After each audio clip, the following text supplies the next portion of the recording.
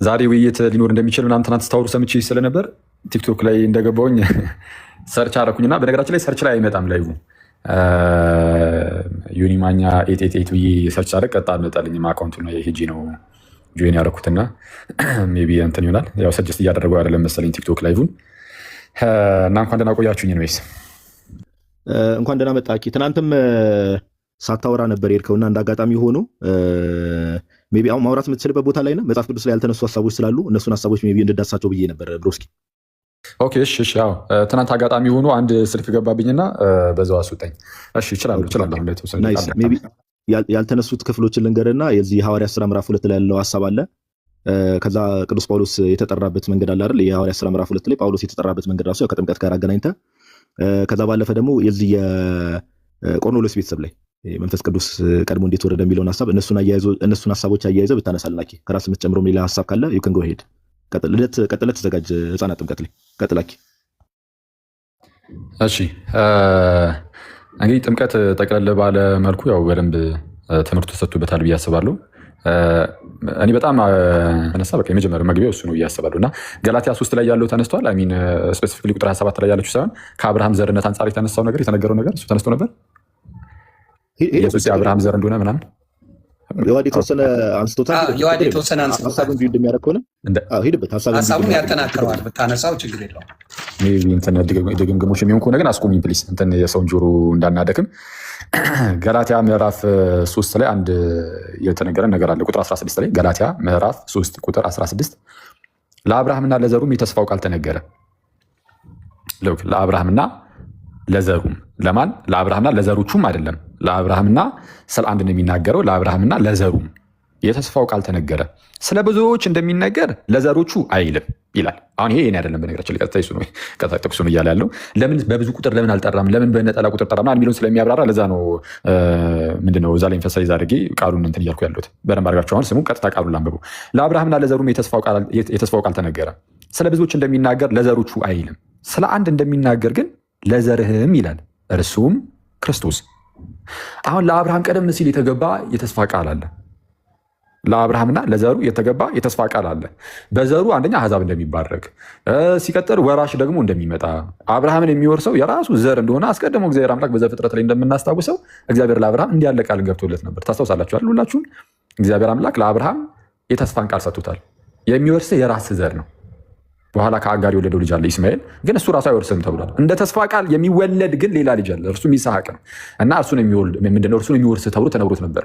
ግን የይስሐቅ ፍጻሜው ራሱ ግን ክርስቶስ ኢየሱስ ነበር። ምክንያቱም ከአብርሃም ብዙ ልጆች መጥተዋል። አሁን ይስሐቅ ተወለደ፣ ይስሐቅ ያዕቆብን እና ያዕቆብ በ12 ነገር ታጅቡ አንድ ራሱን የቻለ ትልቅ ህዝብ ይሆናል፣ ህዝበ እስራኤል የሚባሉ ማለት ነው። ስለዚህም አብርሃም አባታችን የሚሉ በጣም በርካቶች ናቸው፣ ብዙዎች ናቸው። አይሁዳውያን ጠቅላላ አብርሃም አባታችን ብሎ ይጠራሉ።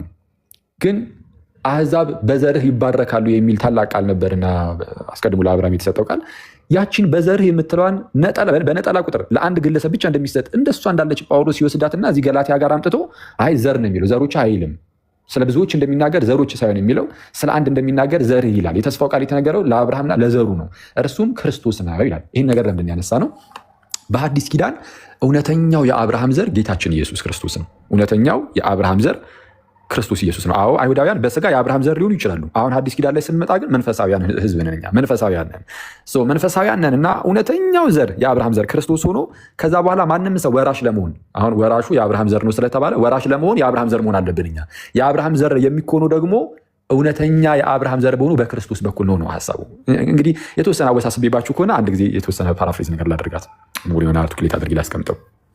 ተመልከቱ ጋይስ፣ ኢየሱስ የአብርሃም ዘር ነው እንዳትረሱ። በሐዲስ ኪዳን እውነተኛው የአብርሃም ዘር ጌታ ኢየሱስ ብቻ ነው። ምንም እንኳን በስጋ ከአብርሃም የሚመዘዙ ቢሆኑም አይሁዳውያን ማለት ነው፣ ክርስቶስን የማይቀበሉ ከሆነ አሕዛብ በዘርህ ይባረካሉ ስለሚል መባረኪያ የሆነውን የአብርሃም ዘር የማይቀበሉ ከሆነ የአብርሃም ዘርነታቸውን ያጡታል። መንፈሳዊ የአብርሃም ዘርም መሆን አይችሉም። በሐዲስ ኪዳን ወራሽ የሚያስደርገው የአብርሃም በመንፈስ የአብርሃም ዘር መሆን ነው። መንፈሳዊ የሆነ የአብርሃም ዘር በመሆን ነው ወራሽ የምንሆን። ምክንያቱም በክርስቶስ በኩል የሆነ ዘር ሊመጣ ስለሆነ ማለት ነው። እና ይህ ዘር ተብሎ ሲጠበቅ የነበረው እንደ ተስፋው ቃል እንግዲህ መጣ፣ ተከሰተ። ለዛ ነው ልክ ማቴዎስ ወንጌል ልክ ሲጀምር ምንድን ነው የሚለው? የማቴዎስ ወንጌል ምዕራፍ 1 ቁጥር 1 ልክ ሲጀምር የዳዊት ልጅ የአብርሃም ልጅ የኢየሱስ ክርስቶስ የትውልድ መጽሐፍ ብሎ ነው የሚጀምረው። የሚመጣው መሲሁ የዳዊት ልጅ ነው፣ ግን የአብርሃም ልጅም ተብሎ ተነግሯል። ምክንያቱም አይሁዳውያን የሚጠብቁት እንዲህ ያለ ነው። ወይም ደግሞ በብሉይ ኪዳን ላይ ምንድነው ነቢያት የመሰከሩለት የክርስቶስ አመጣጥ እንዴት ያለ ነው? የአብርሃም ዘር እንደሚመጣ ነው። እሱ እውነተኛው ዘር ነው፣ እርሱም ክርስቶስ ነው። እሺ ይህን ያህል ካልን አሁን በሐዲስ ኪዳን ሰዎች የአብርሃም ዘር መሆን አለባቸው ብለናል፣ ወራሽ ለመሆን። ምክንያቱም እንደ ተስፋው ቃል ወራሽ የሚሆነው የአብርሃም ዘር ነው። እውነተኛው የአብርሃም ዘር ደግሞ ክርስቶስ ነው። ስለዚህ በክርስቶስ በኩል ሁላችንም የአብርሃም ዘር መሆን እንችላለን። ይህንን የሚያስረዳው ዝቅ ብለን እዛው ጋር ቁጥር 26 ጀምሮ ያለው ነው።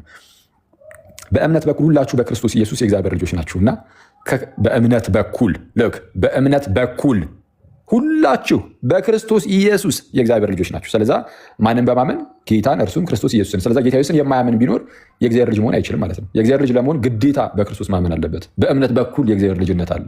በእምነት በኩል ማለት ያለ ጥምቀት ማለት አይደለም። አንዳንድ ሰው በእምነት በኩል የእግዚአብሔር ልጅ መሆን ይቻላል ሲባል ኦኬ ጥምቀት አያስፈልግም ማለት ነው ብሎ የሚደመድም አይደለም። እንደዛ አይደለም። በመጽሐፍ ቅዱሳችን ላይ ለምሳሌ ቀጣዩ ጥቅስ ደግሞ እዛው ጋር ቁጥር 27 ላይ ከክርስቶስ ጋር አንድ ትሆኑ ዘንድ የተጠመቃችሁ ሁሉ ክርስቶስን ለብሳችኋል ይላል አይደል? የተጠመቃችሁ ክርስቶስን ለብሳችኋል፣ ያውም ከጌታ ጋር አንድ ለመሆን የተጠመቃችሁ ማለት ነው።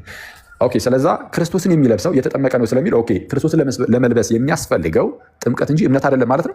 ቁጥር 27 ላይ እምነት ስለማይል ቁጥር 27 ላይ በእምነት ክርስቶስን ልበሱት ስለማይል ቃል በቃል እንደዚህ ስለማይል እምነት የምትለዋን ቃል ስላልተጠቀመ ኦኬ ዘን በጥምቀት ክርስቶስን እንለብሳለን ብሏልና ክርስቶስን ለመልበስ የሚያስፈልገው ጥምቀት ብቻ ነው የሚል ድምዳሜ ላይ ልንደርስ እንደማንችል ሁሉ ከላይ ቁጥር 26 ላይ ያለውንም ክፍል ስንመለከተው በእምነት ሁላችሁ በክርስቶስ ኢየሱስ በእምነት በኩል ማለት ነው በክርስቶስ ኢየሱስ የእግዚአብሔር ልጆች ናቸው የሚለውንም ስናይ የምናየው በምን መልኩ መሆን አለበት?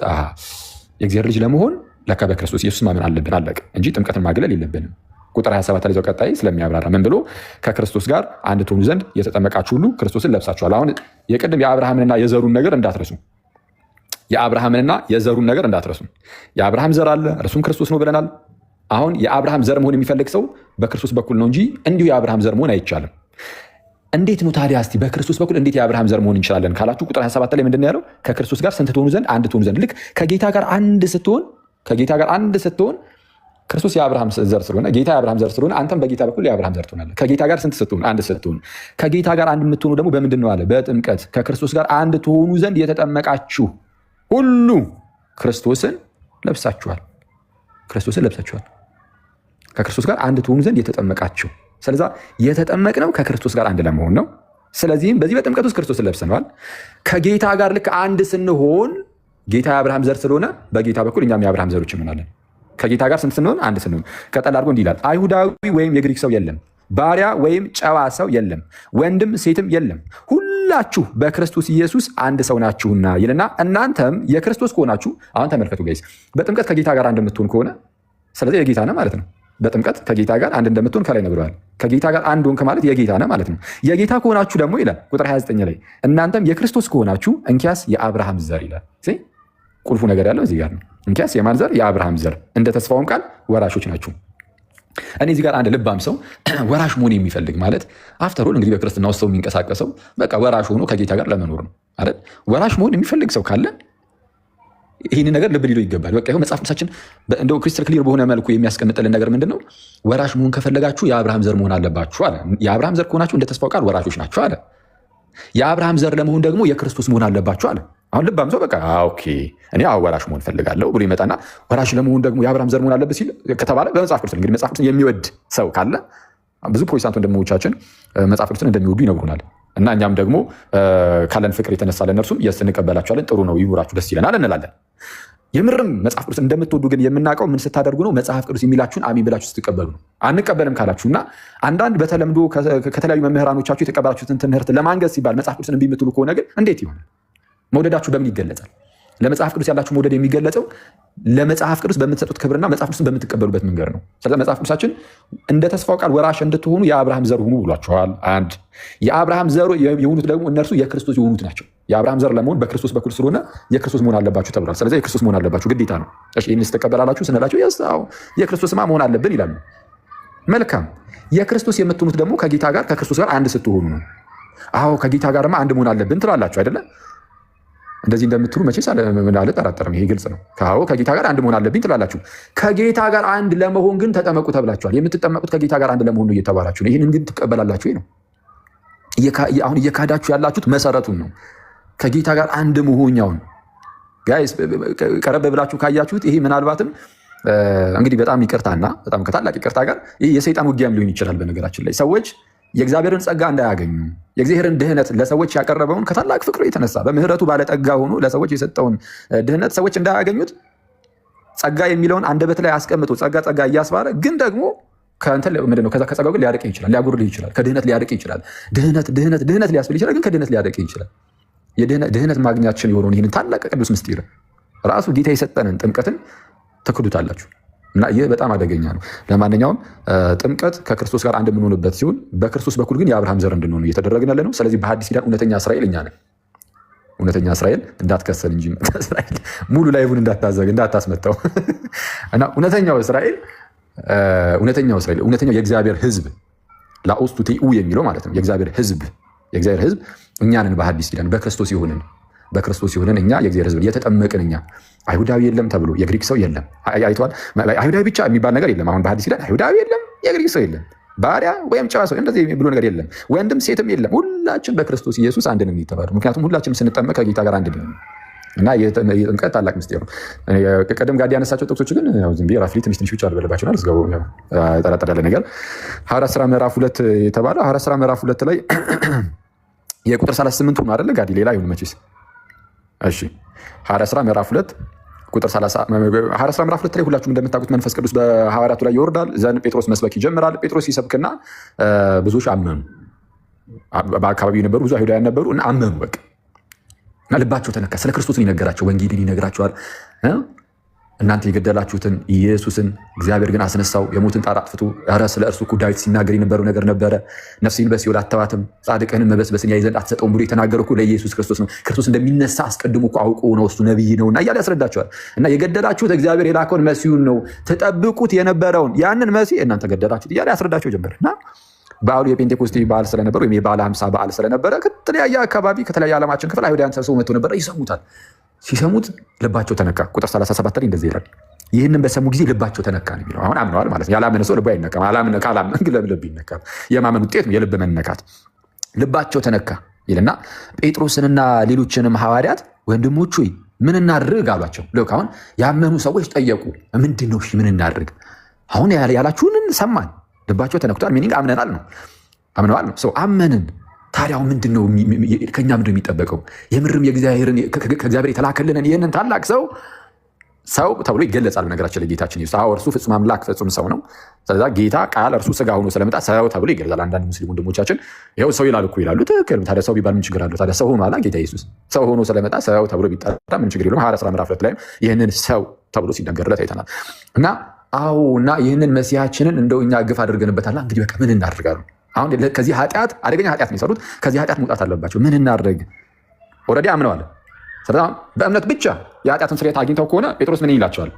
ኮንግራትስ፣ ማመናችሁ ከበቂ በላይ ነው። የኃጢአት ስርየትን አግኝታቸዋል። ግን ደግሞ ጌታ ያዘዘው ስርዓት ስላለ እሱን ግን ፈጽሙ። ጌታ ያዘዘው ስርዓት አለ፣ ያውን ተጠመቁ ምናምን ብሎ እሱን እንደ ስርዓት ፈጽሙት። ግን የኃጢአት ስርየትን ግን አግኝታቸዋል ብሎ ይጨበጣቸዋል ብለን ተስፋ እናደርጋለን። ግን እንደዛ አይደለም ነገሩ። እንዲህ ይላል ቁጥር 38 ላይ ጴጥሮስ መለሰ እንዲህም አለ። ምን አለ? ንስሐ ግቡ፣ እሺ፣ ኃጢአታችሁም ይሰረይ ዘንድ ኃጢአታችሁ ምን ይል ዘንድ? ይሰረይ ዘንድ። ባመኑበት ቅጽበት የኃጢአት ስርየትን አላገኙም። ስለዚህ ኃጢአታችሁ ይሰረይ ዘንድ ደግሞ ምን አድርጉ? ኃጢአታችሁ ይሰረይ ዘንድ እያንዳንዳችሁ በኢየሱስ ክርስቶስ ስም ተጠመቁ።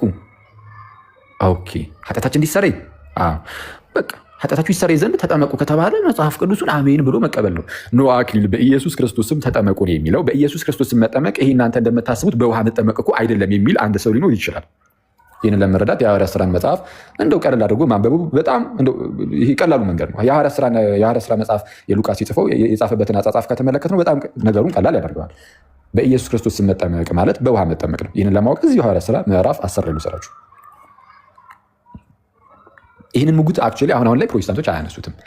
በጣም አንዳንድ ሰዎች እንደነ በጋሻው አይነት ወንድሞች ምናምን ካልሆኑ በስተቀር ፕሮቴስታንቶች አሁን ላይ አያነሱትም። በጋሻው ነው የሚያነሳው። እሱም የሆነ ጊዜ ላይ መልስ ሰተንበት አሁን የሚያነሱ አይመስለኝም ስላለ።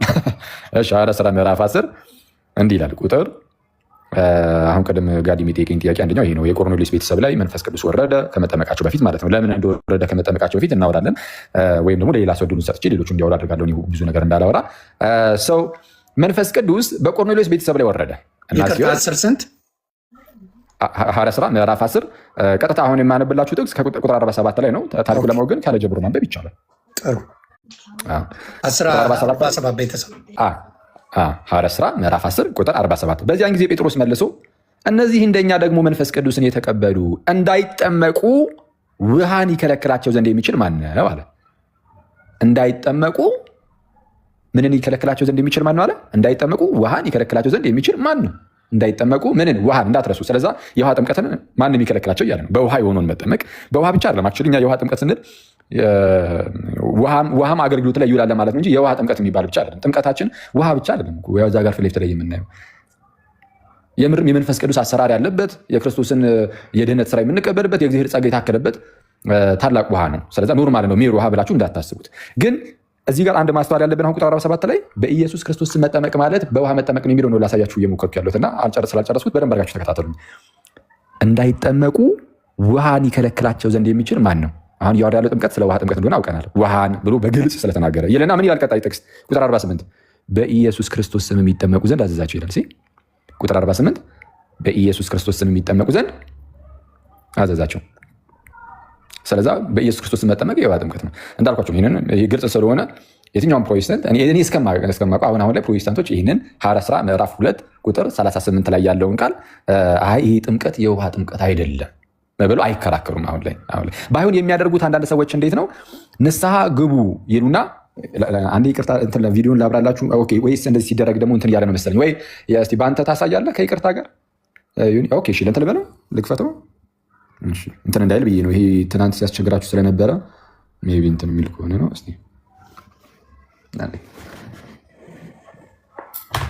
አንዴ ሶሪ። እስከዛ ድረስ ጋይስ ታፕታቡን ዛሬ ያው የያሬድን ሮል እኔ ነኝ የተካሁትና ታፕታቡን 1 ሚሊዮን እናስገባ።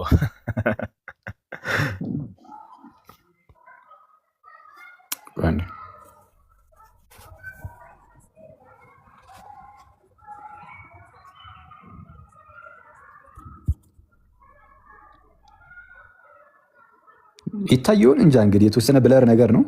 ቁጥር 38 እሺ የሚታይ ከሆነ 38 ነው። አንዳንድ ፕሮቴስታንት ወንድሞቻችን የሚያደርጉት ነገር ምንድን ነው? አሁን ላይ እንዳልኳችሁ በኢየሱስ ክርስቶስም ተጠመቅ የሚለው በቃ ውሃንም እንግዲህ ውሃ አገልግሎት ላይ የሚሉበትን ጥምቀት ወይም እነሱ የውሃ ጥምቀት ብሎ በተደጋጋሚ እንደሚጠሩት ማለት ነው። እሱን እንደሆነ ብዙዎቹ ያምናሉ። ስለዛ ምን ያደርጋሉ? ያው በግልጽ ኃጢአት ይሰረይ ዘንድ በኢየሱስ ክርስቶስም ተጠመቅ ስለሚል ይህ ነገር ትምህርታችን ሙሉ በሙሉ ሊያፈርስብን ነው ስለሚሉ ምን ያደርጉታል መሰላችሁ? ቃሉን 2 ቦታ ይሰነጥቁታል። ይህን ጥቅስ ጴጥሮስም ይልና ንስሐ ግቡ ብሎ እንትን ይሄ የፓንክሽን ማርኩ አለ እዛ ላይ እና ቀጠል አድርጎ ኃጢአታችሁ ይሰረይ ዘንድ የምትለው ሀገር ቁርጥ ያደርጓትና ኃጢአታችሁ ይሰረይ ዘንድ የተባለው ለንስሐ ግቡን ይሏቸዋል።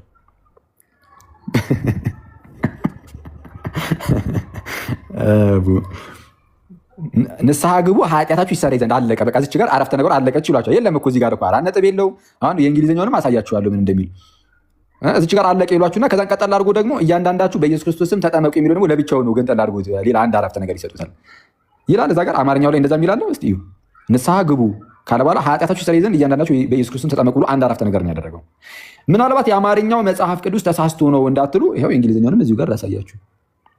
ለምን እስቲ ለምሳሌ አሜሪካን ስታንዳርድ ባይብሉን የራሳቸው የፕሮቴስታንት ናቸው አብዛኞቹ እንግሊዝኛ ቨርዥኖች በነገራችን ላይ። እሺ እንደዚህ ይላል ፒተር ሴድ ቱ ደም ሪፔንት ይልና ሳግቡ and each of you be baptized እያንዳንዳችሁም ተጠመቁ in the name of Jesus Christ በኢየሱስ ክርስቶስ ማለት ነው። ለምን for the forgiveness of your sins ለኃጢአታችሁ ስርየት ተጠመቁ አለቀ። እንግሊዝኛውም እንደዛው ነው። የሌሎቹንም የእንግሊዝኛ ቨርዥኖች ብታያቸው ከዚህ የተለየ ነገር አታገኙም።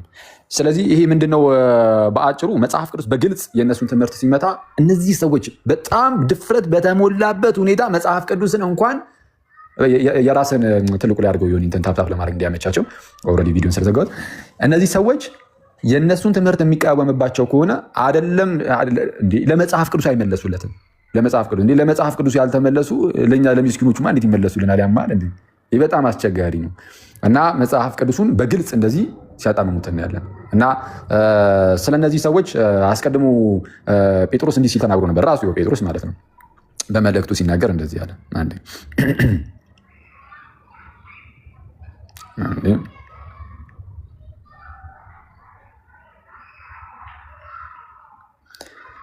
እሺ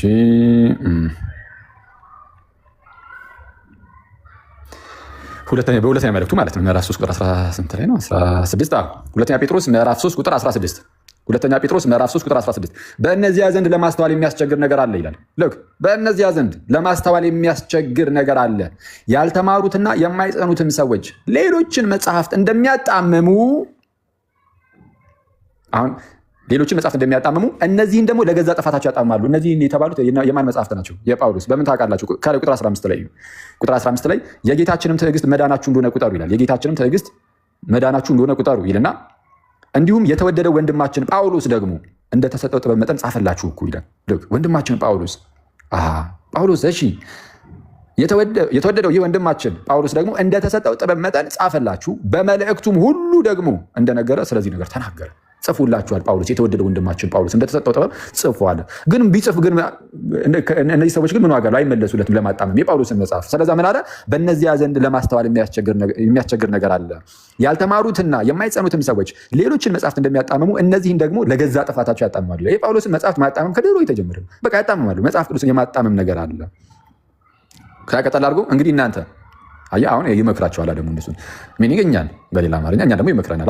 አንዳንዶች ያጣምማሉ መጽሐፍ ቅዱስን በቀጥታ ቁጭ ብሎ እንትን ያለውን ከራሳቸው የሰው ትምህርት ጋር ካልተስማማላቸው ያጣምሙታል። በጣም በጭካኔ ነው መጽሐፍ ቅዱስን እንደፈለጉ የሚቆራረጡት። ስለዚህ እናንተ ምን ታደርጋላችሁ? እንግዲህ እናንተ ይላል ቁጥር 17 ላይ ወዳጆች ይህን አስቀድማችሁ ስለምታውቁ በአመፀኞቹ ስህተት ተስባችሁ ከራሳችሁ ጽናት እንዳትወድቁ ተጠንቀቁ። ነገር ግን በጌታችንና በመድኃኒታችን በኢየሱስ ክርስቶስ ጸጋና እውቀት ተደጉ፣ ለእርሱ አሁንም እስከ ዘላለም ቀን ድረስ ክብር ይሁን አሜን ብሎ ነው የሚዘጋው። ስለዛ በጣም ጥንቃቄ ይፈልጋል። ምን መጽሐፍ ቅዱስ ዝም ብለህ እንደዚሁ ልትቆራረጠው አትችልም፣ አይገባም ነው። ሰው ሐዋርያት ሥራ ምዕራፍ 2ን ከዚህ አንጻር እንየውና ምናልባት እኔ እንትን እንዳለን ሙሉ ሰዓቱን እንዳልይዘውና እንዳላስረዝምባችሁ ሌላውን ደግሞ የሐዋርያት ሥራ ምዕራፍ 10 የጳውሎስን ማመጣጥ ሐዋርያት ሥራ ምዕራፍ 16 ላይ ያለውን እነሱን ለሌላ ሰው ብሰጥ መልካም ነው። እኔ ሁሉንም እንዳልይዘው ማለት ነው። እግዚአብሔር ያክብርልኝ። ቃል ያሰማልን። አኪዮስ